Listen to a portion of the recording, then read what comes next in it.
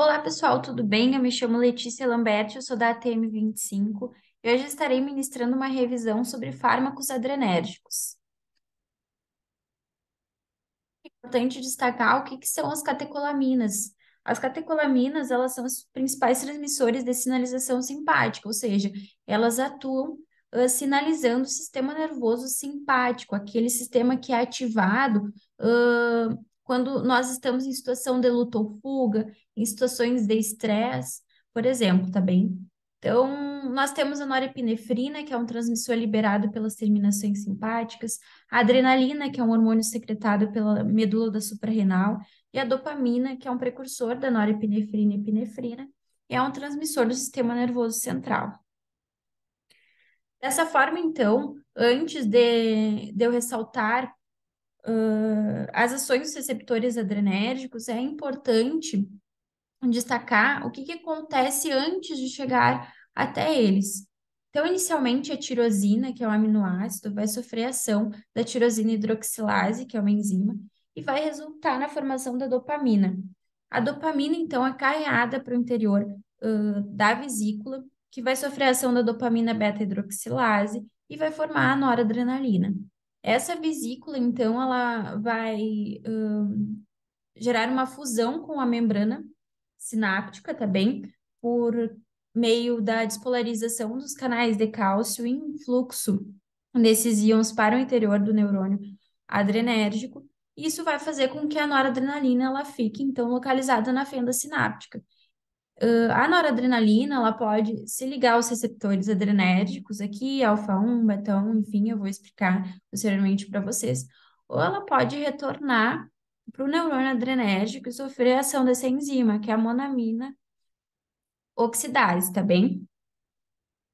Em relação aos receptores alfa-adrenérgicos, nós temos os receptores alfa-1, que eles vão atuar em vários locais, no músculo liso vascular, enfim, né, no músculo liso intestinal, na próstata, e eles atuam aumentando os íons cálcio intracelular, gerando então vasoconstrição, midríase e relaxamento da musculatura lisa do trato gastrointestinal.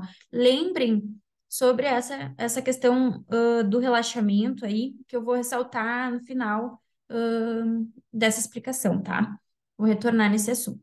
Em relação aos receptores alfa-2, eles vão atuar num número menor de locais, assim, nas células beta do pâncreas, nas plaquetas, no nervo, enfim. E a ação deles é por meio da ativação da proteína G inibitória, exercendo várias ações de sinalização, o que resulta no relaxamento da musculatura lisa do trato gastrointestinal, também na inibição da liberação da insulina, da noradrenalina. Em relação a essa questão da musculatura lisa, do trato gastrointestinal, é interessante que esse é o único local que ele não vai sofrer a contração, então ele vai sofrer o relaxamento, o oposto. Então lembrem disso, que é importante, tá bem? Quando tu atuar nesses dois receptores, eles não vão gerar uma contração. A única exceção vai ser a musculatura lisa do trato gastrointestinal, tá? Então, o alfa-1 gera contração, né? Contração do vaso, contração da pupila, né? Que resulta em midríase, no caso. Então, lembrem disso. Os receptores alfa, principalmente, geram esse processo de contração, sobretudo alfa-1, tá? Exceto na musculatura lisa do trato gastrointestinal. Em relação aos receptores beta-adrenérgicos, a gente tem o beta-1, que age principalmente no coração, nos rins, o beta-2 no músculo liso, esquelético e fígado, e o beta-3 no tecido adiposo. A gente ressalta principalmente o beta-1 e o beta-2, que são os principais, assim, a gente tem muitos fármacos que atuam neles, e eu tento lembrar, assim, dos dois, como, por exemplo, o beta-1, ele é um receptor mais intenso, então ele vai aumentar a frequência cardíaca, vai aumentar a força de contração, vai atuar liberando renina, né? Então, vai ativar aquele sistema renina, angiotensina, aldosterona. Já o receptor beta-1, ele é mais de boas. Então, vai vasodilatar, vai broncodilatar, vai relaxar a musculatura uterina, o músculo detrusor. tá bem? Então, lembrem disso, beta 1 é mais intenso, beta 2 é mais de boas, tá? Agora, vamos iniciar com os agonistas adrenérgicos. Os agonistas adrenérgicos, eles intensificam esses receptores, né? A ação desses receptores. Eles podem ter ação direta, diretamente nos receptores ou indireta, né? Como o próprio nome diz. Os de ação direta, eles podem ser seletivos ou não seletivos. Então, seletivos, eles atuam naquele receptor, no alfa 1, no alfa 2. Já os não seletivos, eles não têm essa prioridade. Em relação aos agonistas não seletivos, nós temos como exemplo as catecolaminas. Então, vocês já devem ter escutado sobre a adrenalina, né? Ela tem um efeito bem importante no coração, no sistema vascular. E nós podemos lembrar, então, do seu uso, principalmente em paradas cardíacas, né? Que talvez vocês já tenham escutado sobre isso. Nós temos dois efeitos importantes, que é o aumento da pressão sistólica. E por que que acontece isso? Nós temos uma ação da adrenalina em beta 1, né? No receptor beta 1. Como vocês podem recordar que eu havia falado que o beta 1, ele é aquele receptor mais intenso, né? Então, nós temos um aumento da frequência cardíaca. Eu coloquei aqui embaixo que a pressão sistólica, ela é influenciada pelo débito cardíaco e pela resistência vascular periférica. E, por sua vez, o débito cardíaco, ele tem influência, da frequência cardíaca, né? Então, se tu acabar aumentando a frequência cardíaca, tu aumenta o débito cardíaco e aumenta a pressão sistólica, tá? Então, nós temos um aumento da pressão sistólica. Por outro lado, nós temos uma diminuição da pressão diastólica. Por quê? Porque a gente também tem uma ativação da beta 2. Então, o beta 2 ele causa uma vasodilatação que vai resultar numa diminuição da resistência vascular periférica. A pressão diastólica, ela é a resistência vascular periférica. Então, se tu tem uma vasodilatação, tu tem uma menor resistência vascular periférica e diminui a pressão diastólica. Então, o paciente vai estar lá, tipo, eu vou exagerar aqui, mas para vocês recordarem, um 18 por 5 ali, tá? E isso se chama pressão divergente, né?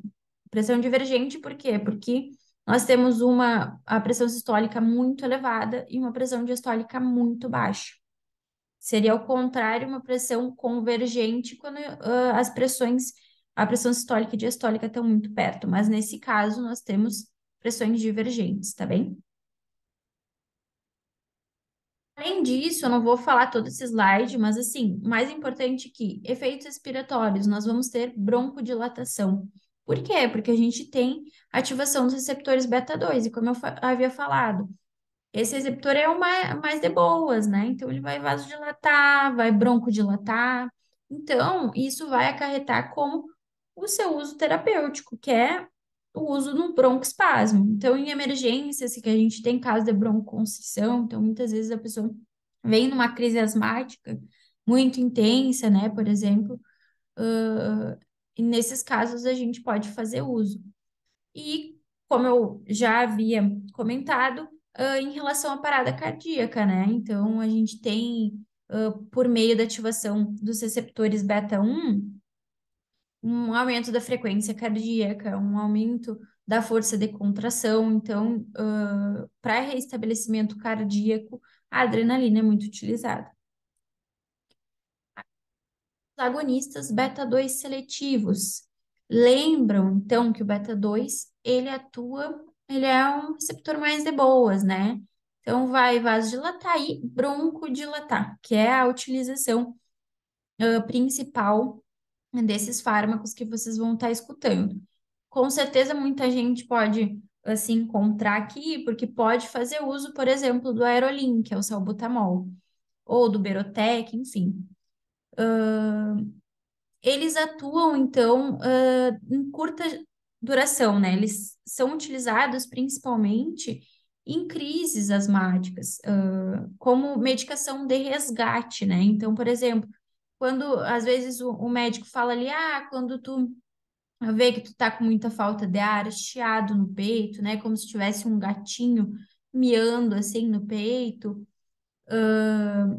muita tosse, enfim, daí tu utiliza, né, faz uso então do Aerolin, que é uma medicação de resgate. Ele é de curta duração. Já os de longa duração, o salmeterol e o formoterol, eles vão agir por 8, 12 horas, então eles são de usos regulares e geralmente são associados a corticoides, né?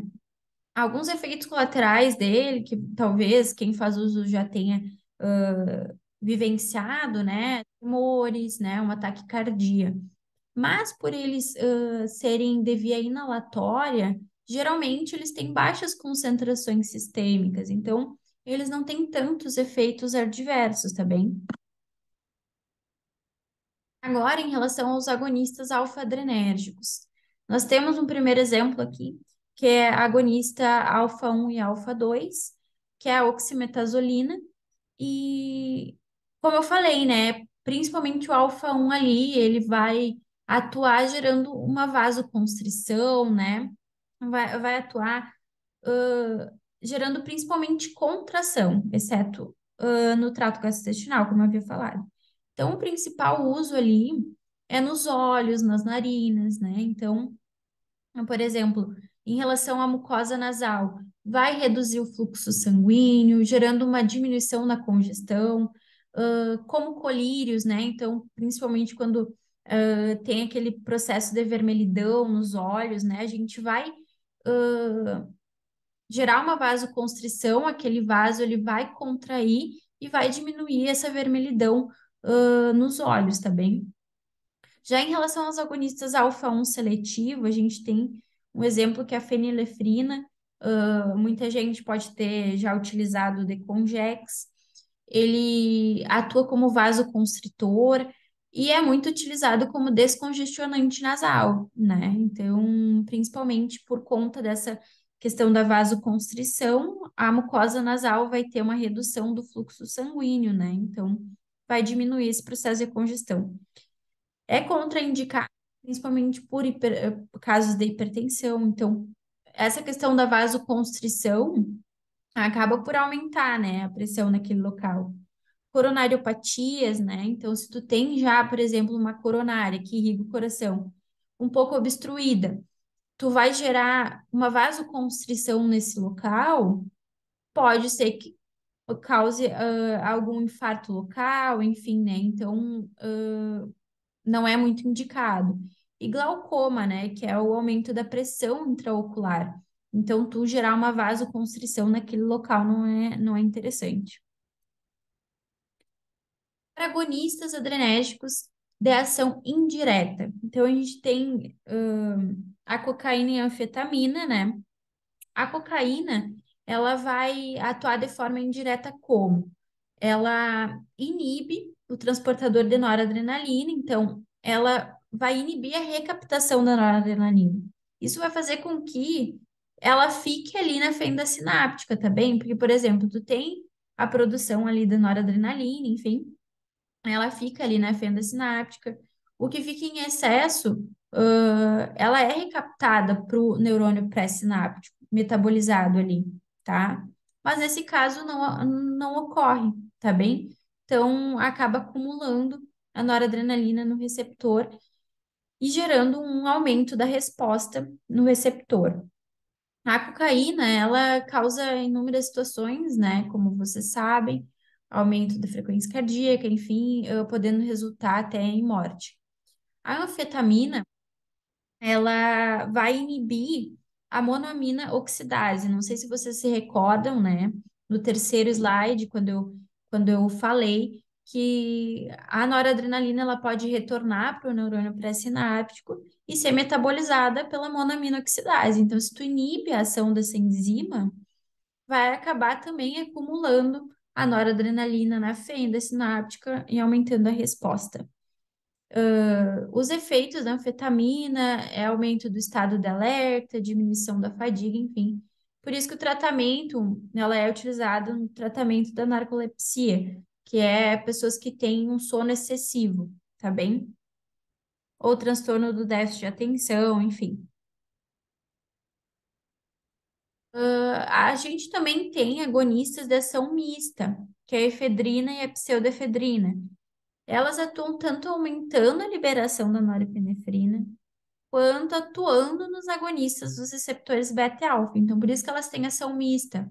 Elas não atuam só nos receptores, mas também elas aumentam a liberação da norepinefrina, tá bem? A pseudoepinefrina, ela é bastante utilizada como descongestionante nasal, tá? Por conta da vasoconstrição, então, desses processos, tá? Para os antagonistas dos receptores adrenérgicos, nós temos dos receptores alfa e dos receptores beta, tá? Eles podem ser não seletivos, ou enfim, tem várias classificações. Vou introduzir para vocês. Alfa não seletivos. Então, se ele é antagonista, ele vai ir contra o que o alfa faz, né? O receptor alfa faz. Se vocês se recordam, o alfa 1, então, ele vai gerar contração. Então, vasoconstrição, midríase, a única coisa que não vai gerar contração é no músculo liso do trato gastrointestinal. Então, tá bem. Nós temos no exemplo a fentolamina e a fentoxibenzamina, tá? Como a gente consegue observar, ele inibe a vasoconstrição. Por quê? Porque o receptor alfa, ele atua gerando vasoconstrição, então ele vai inibir, tá bem? Então, um dos usos clínicos é o tratamento do felcromostoma, que são tumores nas células cromafins que acabam aumentando os níveis da catecolaminas. Então, as catecolaminas, elas atuam gerando vasoconstrição.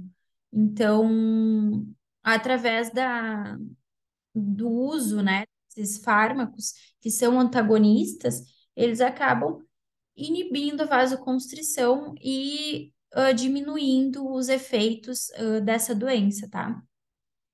Porém, os efeitos adversos é, por exemplo, hipotensão postural, né? Porque se ele inibe a vasoconstrição, ele pode vasodilatar excessivamente, gerando hipotensão. Pode gerar taquicardia reflexa, né? Que o nosso organismo ele tenta sempre compensar o que está acontecendo. Então, tu tem uma vasodilatação, o organismo ele pensa, vamos bombear mais sangue para esse, vamos tentar aumentar a pressão, vamos aumentar o débito cardíaco, então vamos aumentar a frequência cardíaca, né? Se vocês lembrarem daquela formulazinha. Então, pode ter uma taquicardia reflexa. E congestão nasal por conta dessa vasodilatação, que acontece. Os alfa-1 seletivos. Então, vocês podem já ter escutado também, né? Prazosina, terazosina, enfim. Os efeitos. A gente tem, então, ele é antagonista do alfa-1, como eu já havia falado, repetindo para vocês decorarem, e relembrarem, entenderem. O alfa-1, ele contrai, então, vasoconstrição, midríase, tá bem. Então, se tem um antagonista, a gente vai ter uma vasodilatação, tá bem? E também, se vocês lembram, o alfa-1, ele atua também contraindo outros músculos, não apenas o músculo lisovascular, o músculo do trato gastrointestinal, mas também o do colo da bexiga. E se tu tem um antagonista do alfa-1, que gera contração, se tu tem um antagonista, ele vai relaxar o músculo. Então, por isso que um dos principais usos é no caso da hiperplasia benigna de próstata, tá bem? Então, a hiperplasia, a gente tem um aumento do volume da próstata que vai acabar diminuindo a passagem ali da urina pela uretra. E no caso, se tu tem um antagonista, tu vai acabar relaxando o tônus muscular da próstata, né?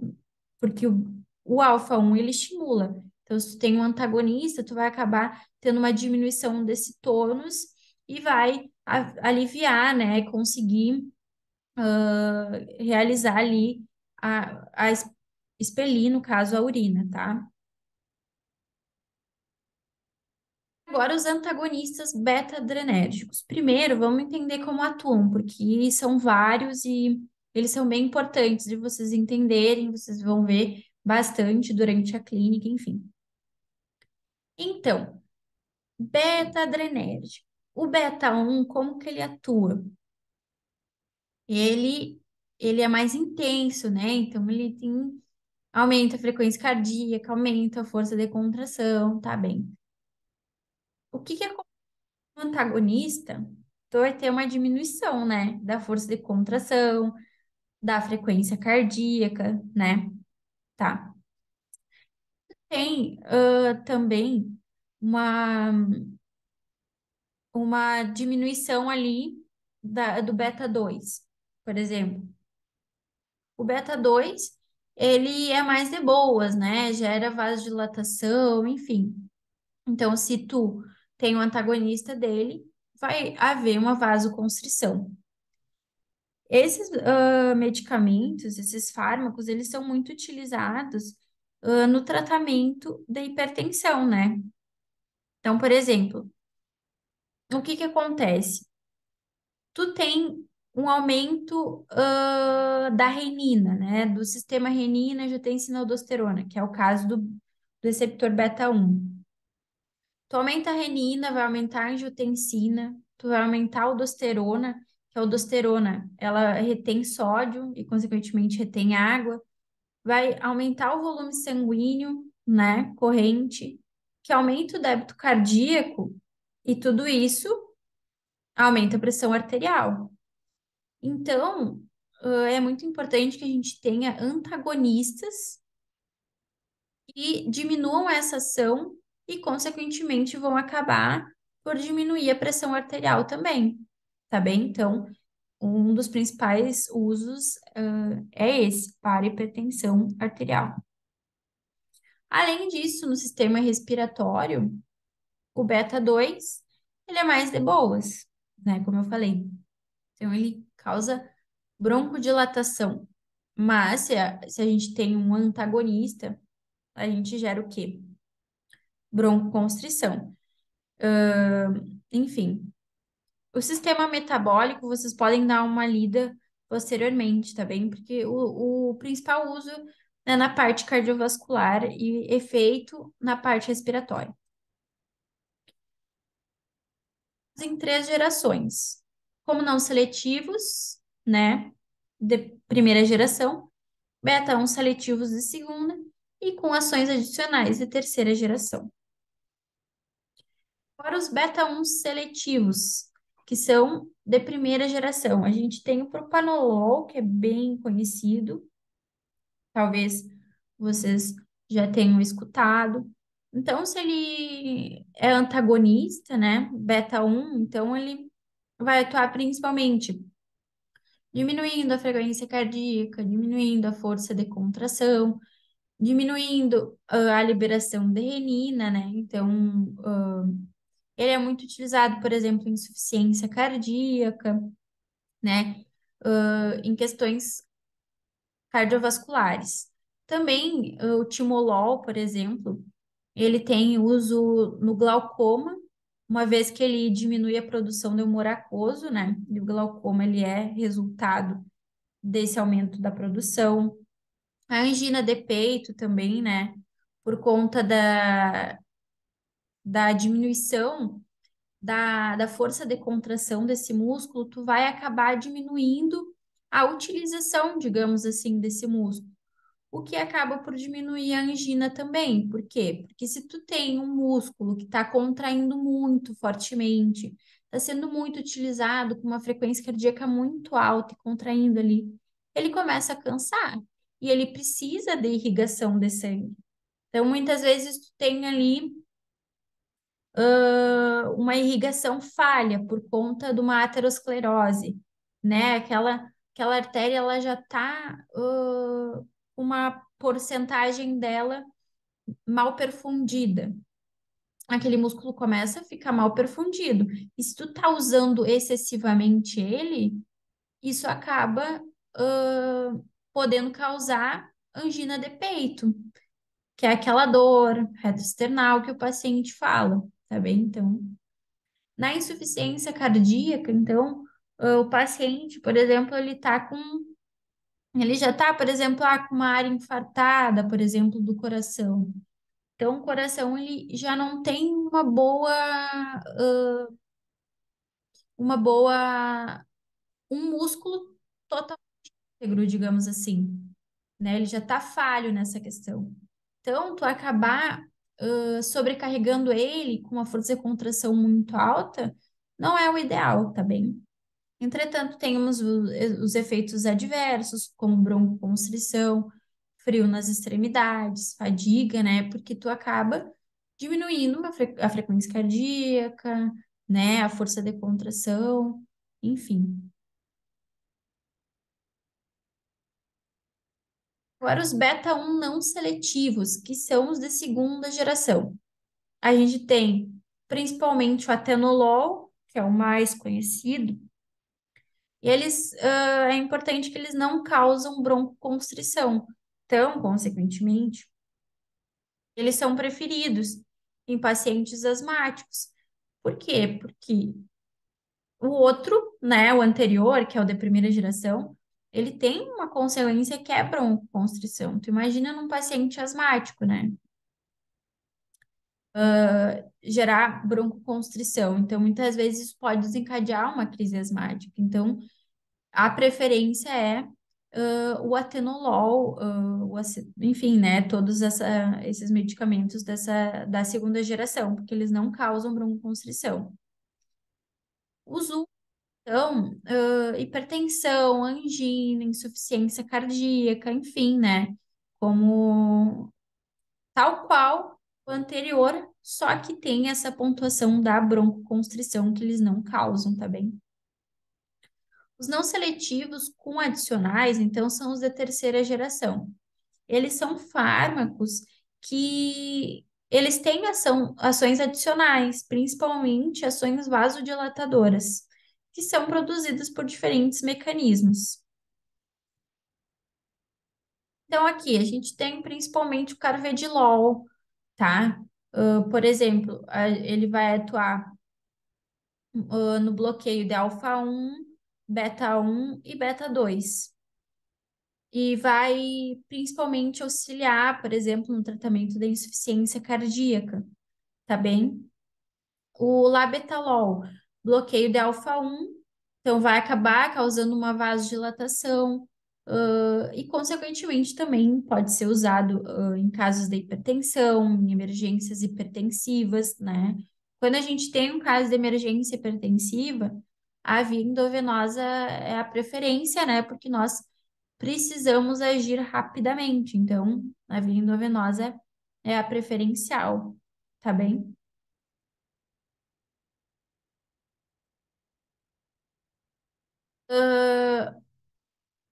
Além disso, a gente tem beta-1 seletivos com adicionais também, como esses assim citados. Mas uma grande questão é como que a gente seleciona, então, né? Porque a gente tem várias opções. Nós sempre precisamos lembrar da farmacocinética, da farmacodinâmica, o custo, porque muitas vezes esse paciente ele vem e depende do SUS. Então, a gente precisa saber qual a condição desse paciente, né? Os beta-1, eles são preferidos em pacientes com broncoespasmo. Por quê? Porque eles atuam apenas no beta-1. O beta-2, o que que ele faz? Ele broncodilata. Se tu tem um antagonista, vai gerar broncoconstrição, né? Se ele atuar em beta-2. Então, é preferível que ele seja antagonista beta-1, tá bem? E os antagonistas de terceira geração, eles têm esses adicionais, eles são fármacos com vantagens terapêuticas por conta essas propriedades vasodilatadoras, né?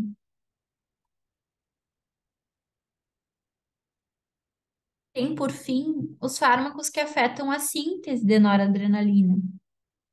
Então, a gente tem, por exemplo, o metildopa, que ele acaba atuando, estimulando os receptores alfa-2 adrenérgicos e, consequentemente, inibem a liberação da noradrenalina e reduzem, né, a corrente sináptica no sistema nervoso central.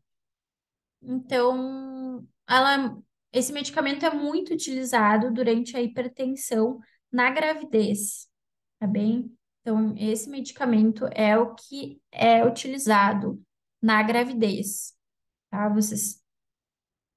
É importante que vocês lembrem desse medicamento, tá? Que ele está autorizado.